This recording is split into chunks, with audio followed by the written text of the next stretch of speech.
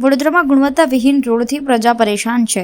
વડોદરામાં ભૂવો પડવો સામાન્ય બાબત બની ગઈ છે, પણ તંત્રના પેટનું પાણી હલતું નથી. મકરપુરા ડેપો નજીક ભૂવામાં રિક્ષા ફસાઈ હતી. માધ્યમોમાં સમાચાર પ્રસારિત થતાં 15 થી 20 મિનિટમાં તંત્ર હરકતમાં આવ્યું હતું અને સમારકામની કામગીરી હાથ ધરી હતી. જોકે આવી ગુણવત્તાવિહીન કામગીરીઓને લઈ પ્રજામાં ઉગ્ર રોષ પણ જોવા મળી રહ્યો છે. કોન્ટ્રાક્ટરો સામે તંત્ર કડક પગલાં લે તેવી માંગણી પણ ઉઠી છે.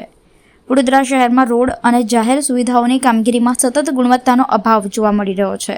પ્રજા પોતાની કમાણીમાંથી ટેક્સ ભરવા છતાં તેમને ગુણવત્તાસભર રસ્તાઓ મળતા નથી, જેના કારણે રોજિંદા જીવનમાં મુશ્કેલીઓ વધતી જાય છે. શહેરના વિવિધ વિસ્તારોમાં રસ્તાઓના કામ પૂરા થતાં જ ઓછા સમયમાં તેમાં ખામીઓ જોવા મળવી હવે સામાન્ય બાબત બની ગઈ છે. આજરોજ મકરપુરા ડેપો નજીક આવું જ એક ગંભીર દ્રશ્ય સામે આવ્યું હતું. ગુણવત્તાવિહીન કામગીરીના કારણે રોડ પર પડેલા ભૂવામાં એક રિક્ષા ફસાઈ ગઈ હતી.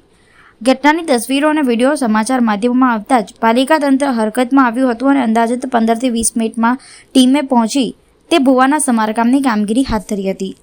જોકે પ્રજામાં સતત સવાલ ઉઠતા હોય છે કે ઘટના બાદ તંત્ર કેમ હરકતમાં આવે છે, જે તે વખતે થતી કામગીરીમાં જ ગુણવત્તા ચકાસણી કેમ થતી નથી. શહેરીજનોનો રોષ તંત્ર અને ખાસ કરીને કોન્ટ્રાક્ટરો સામે વધી રહ્યો છે. પ્રજાનું કહેવું છે કે રોડ, રસ્તા અને પ્રજાલક્ષી કામગીરી દરમિયાન સંબંધિત વિભાગો દ્વારા જો સમયસર ચકાસણી થાય તો આવા બનાવોને અટકાવી શકાય અને ટેક્સના પૈસા ખરેખર યોગ્ય દિશામાં વપરાઈ શકાય. શહેરના વિકાસ કાર્યોમાં પારદર્શિતા અને ગુણવત્તા જળવાય તે માટે હવે પ્રજા વધુ અસરકારક રીતે તંત્ર પાસે કામગીરીની અપેક્ષા રાખી રહી છે.